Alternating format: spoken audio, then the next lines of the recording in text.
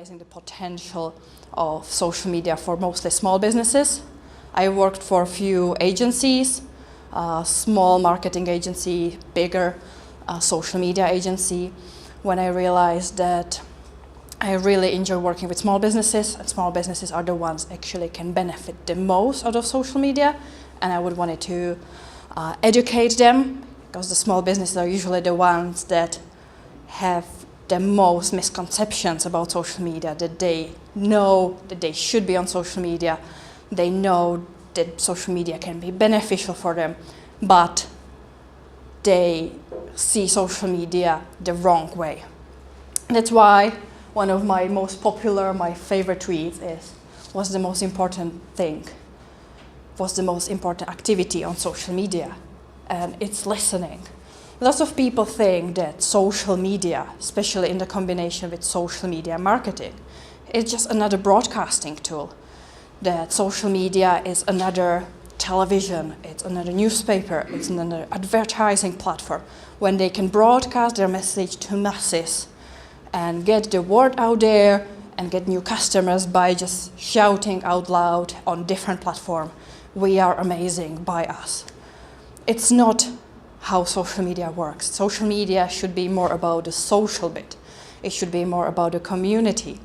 It should be more about you learning about your audience, you listening to your audience, you building relationship with your audience, and this is how you will convert, how social media will help your business to grow. So that's why it's one of my most favorite phrases on social is more social, less media. Always remember this rule, whatever you're doing on social media, be more social. Don't try to broadcast your message. Try to be social. And yeah, listen. By being social means that we don't care about us that much. We do care about others. We do care about our audiences. We care about our customers. We care about our resellers. We care about our partners. We listen to them. We try to help them solve their problems. And that's how we win. So a bit more clear, what is social listening? Social listening often is seen as checking notifications, as checking who mentioned you on Twitter, who wrote you direct message on Facebook, who actively reached out to you, so you're listening by replying. Social listening is much more than that. It's just being present on social media and actually actively looking out for people mentioning your brand.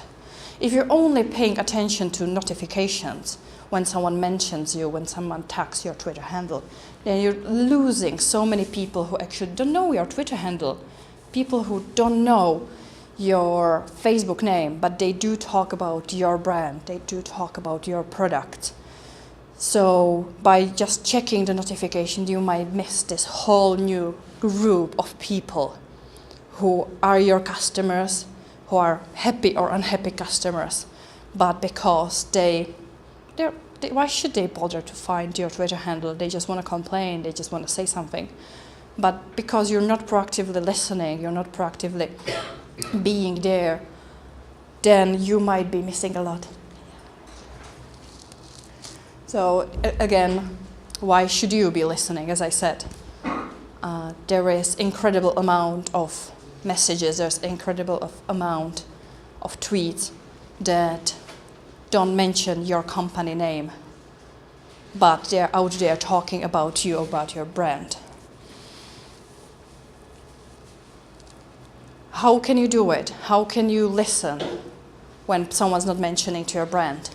Well, every business should know their keywords. Every business should know what's their main message, what not only your brand name is, but what your variations of your brand are, how customers perceive your brand. And you should have social listening feeds for this.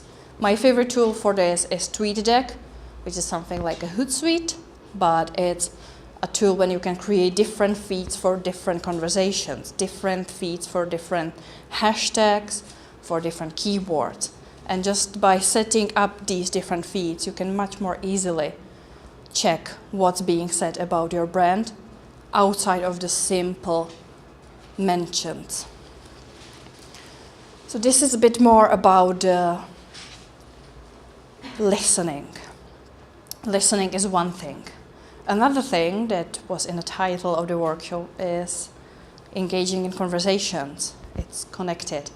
And Twitter is the best place to engage in conversation because Twitter allows you one-to-one direct conversation with whatever person, with whatever account, but it's always on the personal level, it's one-to-one. And for me, Twitter is basically an online networking tool.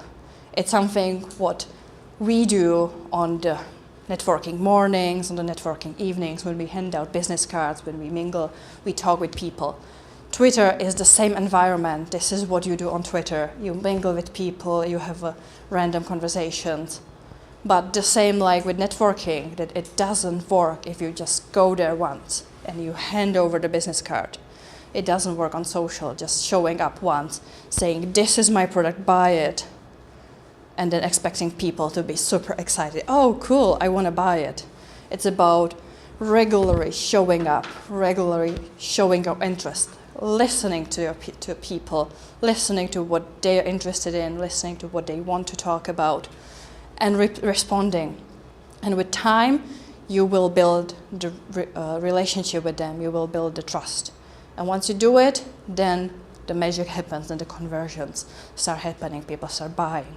People don't buy from brands, logos, they do buy from people. So the personal touch, the one-to-one, is incredibly important because I don't buy from a Nike because it's Nike. I do buy from Nike because I had a great experience with one person in a shop. If I didn't, I don't care how amazing the brand might be. I would go for someone else where I actually felt that they appreciate me as a customer. And it's more important on social because we don't have the direct interaction when we can watch the not linguistic, not wearable signs.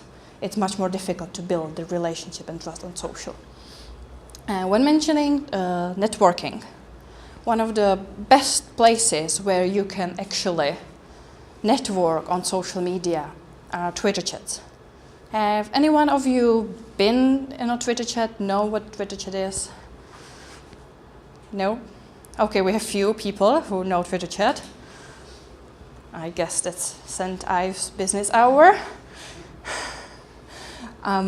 So Twitter chat basically is a conversation based around a common topic or common location, and it's happening on Twitter at a certain time on a certain day. And there are two basic kinds of Twitter chats. One is location-based. As I mentioned, there is St. Ives Twitter chat, there is Cambridge Twitter chat, there is Ely Twitter chat. Or it could be professional, it could be topic-based. So it would be for content writers, it could be for jewelers, it could be for artists. Most industries do have some sort of a Twitter chat. And what happens is every Twitter chat has a special hashtag, and at a certain day, at a certain hour, there are people sitting on Twitter all around the world or all around a certain location having a discussion based on the hashtag. And that's how you can easily track the whole conversation. Any question? Is it clear? I know that Twitter just could be sort of difficult topic, difficult concept to comprehend when you've never tried, you've never seen it. Anything doesn't make any sense with the Twitter chat, what I'm talking about. How do you discover where those Twitter chats are? You search on Twitter. So mostly the best way is to go for the influencers, for the relevant companies, because most of the big brands will have their own Twitter chat. So in my field, they're all the big social media management companies, they have their own Twitter chats. Lots of the big tech companies, they have their fintech, they have their Twitter chats. So the first thing would be to go for the big companies, look if they do run one, and just search on Twitter the relevant keywords for your business. And you will usually see it something hour or something chat. And you will see Usually it's organized with having series of questions.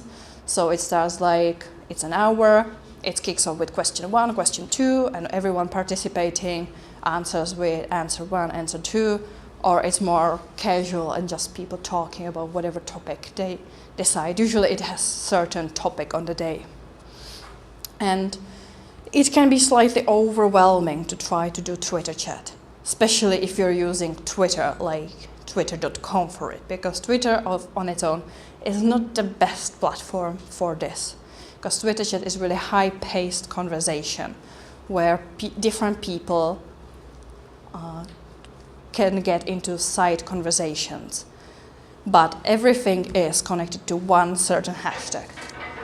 So as I mentioned, my favorite tool, TweetDeck, you can create different streams. So you can create a stream for the hashtag, and every single time someone mentions a certain hashtag, you will, in real time, with no need to reload the page or anything, you will see this column just jumping with new conversations. And you can rearrange the columns with the way you want to rearrange them to have all the mentions that are relevant to your business on next to it, so you can instantly see what's being said in general, what's being said directly to you. You can prepare your answers, your questions, your introductions in a scheduled column, and you can, at the same screen, without actually going anywhere, you can create the tweet in the new tweet column. So this makes participating in Twitter chats much more straightforward and much more easier, because you have just one screen where everything is going on, and you can much easier watch all the different topics. And this same tool can be used for the social listening, as we mentioned. So if I scroll further, this is just a screenshot, but if I scrolled, you would see that there is number 13 on one of the columns, but I have about 50 columns in there, and I have searches for my name, for my website, for my brand name, for social media marketing, social listening, whatever keyword I could ever think of related to my business, plus all the hours. So every day or every few days, depending how much time you're actually putting aside for social media, I go to TweetDeck and I just quickly scroll the relevant columns to see if I've missed someone mentioning me because they didn't add my handle, but they just said my name or my brand name or my workshop or my product or whatever it is. Makes it so much easier to watch everything at one place. Is this a free thing? Or is it? This is a free thing, yes. It's made by Twitter. So it's only a desktop version. That's the only downside to this. I would love to have this as a mobile app, but right now this is only a desktop browser version. It's not even an app. It's just a browser. It's just a website. But it works pretty well. It's the fastest, the more real-time, the most flexible platform for your Twitter management I've came across. So how do you load that up onto your computer? You just go, this is a Chrome, so you go for your browser, Mm. and you just basically type tweetdeck.com. It automatically signs via your Twitter. So the moment you first time sign in, you will get your email, your profile, and you will get your home screen, your notifications and stuff like that. And you can easily add new column by here. You can do a search. You can see that I have lots of searches here, but you can add the scheduled, you can add mentions, you can add notifications, you get whatever column that you decide you want to add. Okay. So it's a really multi-purpose tool for Twitter. And you can add another thing into it, which we will just move to, and there, Twitter is, yes. TweetDeck.com or TweetDeck.tweetdeck.com? If you go for just tweetdeck.com, you will get there. It automatically redirects you to this, so whatever version it's easier. And you Yeah, said this was a desktop facility. it's a browser version. Great. So that's So- work for me in the office who's desk bound Yes, to be monitoring what people are saying Yes. about us, and Yes. looking at things of concern and Yes. topics. And then my MD, I let him know something's come up, he can action it. and Yeah. he can respond. Yes. Yeah. Yes. So this is, I usually have it on my second screen. So when I work on my laptop and I have a second screen, I have the TweetDeck open all the time and just have with one eye every now and then check the most important columns. Every day check all other columns. Every week check the less relevant columns, but have my eye on the brand mentions. It's easier if you're a small business. If you're a big business, you will need to monitor more intensely. You will have more keywords, so maybe you can assign people to it. But TweetDeck is probably the best free tool that you can get for this kind of job. And how do you work out what your keywords are? Because you've mentioned that a few times. So you probably know what your business is about. Yeah. You know what your business keywords are. What would you use for your website, for SEO, if you're Okay. introducing your business to someone? You know the basic keywords. Well, you should know your basic keywords. Yeah, I understand. And then you can build up on it. You can do a keyword search. So I think Caroline will have a bit more about keyword search in her presentation. And you can get the keywords from different sources. You can check Google Analytics for keywords.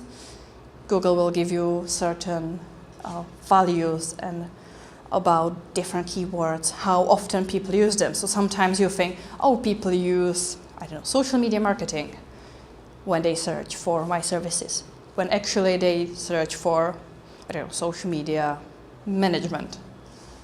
So there are free tools for the keyword research, but that would be a topic for its own. Okay. Sorry to be a pain and keep asking, I don't mean to. No. Just I know very little Yeah. with sort of social media versions almost. And you said about the schedule, so, because we were looking at whether Hootsuite might have something to schedule certain messages. Yeah. But you're saying on there you can schedule, so if you're on holiday or if you're at You weekend, can, yes, you can schedule here as well. The difference between this and Hootsuite, the biggest difference, this is only Twitter. Hootsuite is great for sort of overall management of all your platforms. You can easily assign different people. You can get much better analytics.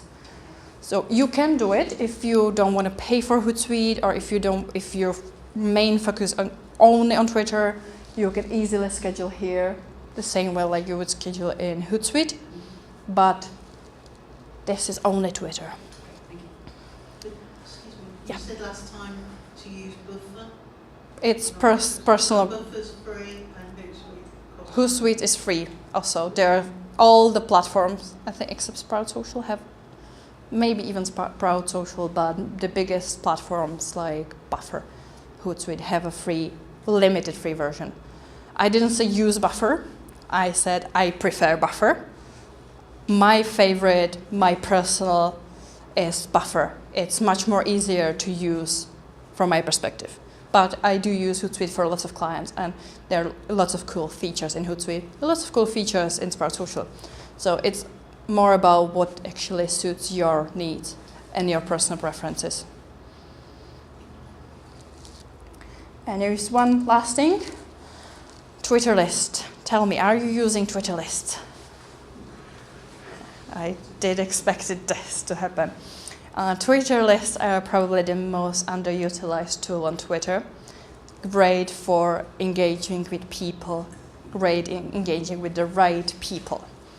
So basically Twitter lists are lists. That's clear. You can segment people into certain lists. Lists can be private, lists can be public. The benefit of putting people into Twitter lists is that you don't need to actually follow people to be able to see their regular updates.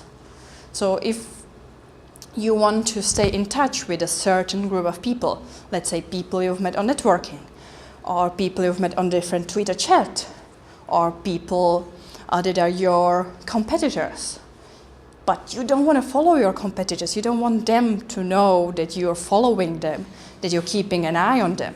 But you can have them all into a private Twitter list, so they have no clue that you're keeping an eye on them. But you can have a specific Twitter list for your competitors, and you can keep an eye on what they're doing, what they're talking about, how they're interacting with customers, without actually anyone knowing about it. And you can add a new column to your tweet deck for each Twitter list. So again, much easier to watch. So you have just a column called competitors, and every now and then you just scroll through and see what your main competitors are doing, what they're talking about. Also, you can easily find your potential customers like this, because you can look at your competitors and say, these people are following my competitors, so they probably will be my potential customer. Or you can not direct competitors, sort of complementary businesses. So if I'm a coffee shop, probably people who like this coffee shop or this tea house or this restaurant could possibly be my customers. So you can put all these people into another list. Could be, again, private list, saying these are potential customers that you found on your competitors' Twitter accounts. And again, you can keep an eye on them, and you can start conversation with them without actually them knowing that you targeted them through your competitors. That works both ways, though, doesn't it? There is a whole science how you can really efficiently convert your competitors' customers, or your competitors' sort of Twitter followers into your customers. It's sort of more step process into you identify them, you put them into a list, you start conversation with them, you build a conversation with them, then you have sort of a call to action or some lead. So you get their email, you get them to subscribe to your newsletter. You send them a direct mail, you find a bit more information about them. But it all starts with being on Twitter, finding your competitors, and basically stealing their customers. Yes? The private list, presumably people don't get notifications that they've been added, because I've had quite a few notifications. That's our public list. Okay, so private. So that's the difference, yes. That's the difference. If you can have a public list, and the good thing for public lists, why to use them, is because if you add someone to public list, they will get a notification. So you don't need to follow everyone. You can just add them to public list. They will get a notification that you added them. So it's like, oh, there's some person added me to their list. I'm probably important to them. But you don't need to follow everyone, because on Twitter, so the following ratio is quite important. So you don't want to follow 5,000 people when only 100 follows you back.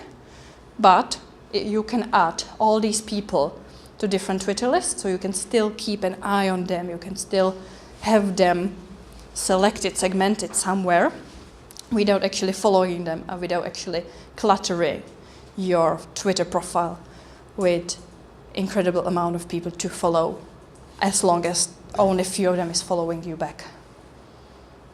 So this is the difference between private and public. Each of them have completely different usage. Just look the same, it's the same thing, but just the privacy settings is that one of them is seen to everyone. People can subscribe to your public list. So let's say I do create a public Twitter list for small business owners in Cambridge. And I add all the people I meet on networkings there. They will get a notification. And they see, oh, there are quite interesting people in the Twitter list. There are quite interesting conversations going on. So I will subscribe to the Twitter list. So in your Twitter profile, you not only have your own Twitter list, but you can have the Twitter lists of other people that you decide are relevant to you and you want to be following. So how can social media help to grow your business? I know that lots of people, as I said, think that they need to be on social media. They know they should be there, but how it helps your business? it helps you meet new people in different way that you would otherwise be able to do face-to-face. It helps you meet bigger amounts of people. It helps you establish a brand. It helps people to know about you, be able to reach out to you much easily.